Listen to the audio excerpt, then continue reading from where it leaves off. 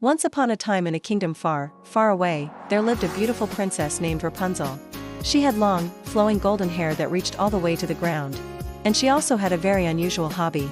You see, Rapunzel was an adventurer at heart, but because of her long hair, she could only go on adventures at night. So every evening when the sun went down, she would grab a frying pan and a rope ladder and climb down the tower. Then she would set off into the kingdom to explore. She would swing the frying pan in case she needed to defend herself, and she always wore a disguise so that nobody would recognize her. She met all kinds of people on her adventures, from friendly peasants to grumpy trolls. But no one ever knew that it was Princess Rapunzel because she was always wearing a disguise. One night, though, while Rapunzel was out exploring, she met a handsome young man who was lost in the forest. His name was Eugene, and he was a charming, goofy guy who was always getting into trouble. Rapunzel helped Eugene find his way out of the forest, and they became fast friends. Every night after that, they would meet up in the forest and go on adventures together. They explored caves, climbed mountains, and even sailed down rivers. Rapunzel loved her life as an adventurer, and she especially loved spending time with Eugene. But there was a problem.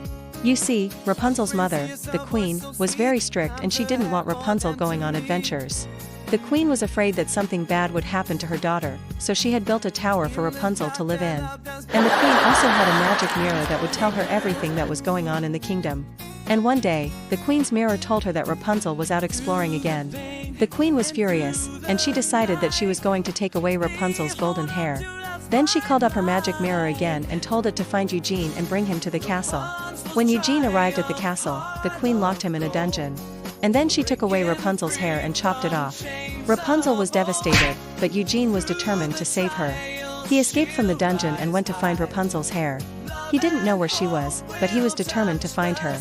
Meanwhile, Rapunzel was sitting in her tower, crying. She missed her hair and she missed her adventures. But then she heard a knock at the door. When she opened the door, she saw Eugene standing there with a frying pan and a rope ladder. And Rapunzel's adventures were just beginning. Thank you for watching. Like, comment and subscribe to Marinette channel. See you next time, bye.